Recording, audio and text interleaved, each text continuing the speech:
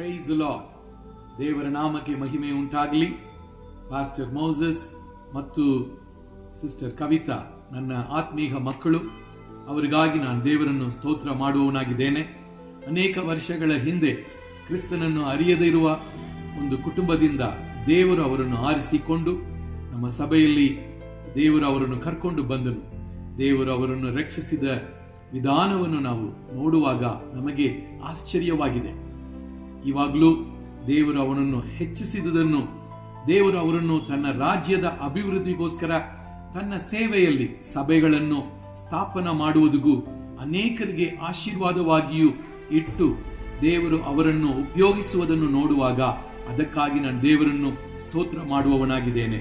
ಯೆಶಾಯ 60ನೇ ಅಧ್ಯಾಯ 22ನೇ ವಾಕ್ಯದಲ್ಲಿ ಹೇಳಲ್ಪಟ್ಟಿರುವ ಹಾಗೆ, ಚಿಕ್ಕವನಿಂದ ಒಂದು ಕುಲವಾಗುವುದು, ಅಲ್ಪನಿಂದ ಬಲವಾದ ಜನಾಂಕವಾಗುವುದು.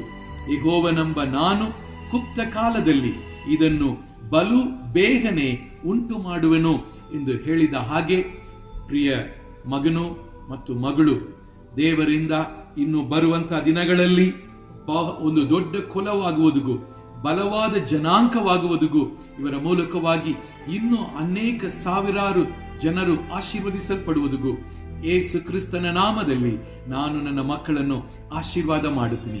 ದೇವರು ನಿಮ್ಮೆಲ್ಲರನ್ನು ಆಶೀರ್ವದಿಸಲಿ. ನೀವು ಕೇಳಲಿಕ್ಕಿರುವ ಈ ಸಾಕ್ಷಿ ಮೂಲಕವಾಗಿ ನಿಮ್ಮನ್ನು, ನಿಮ್ಮ ಕುಟುಂಬಗಳನ್ನು ದೇವರು ಬಹಳವಾಗಿ ಆಶೀರ್ವದಿಸಲಿ. God bless you.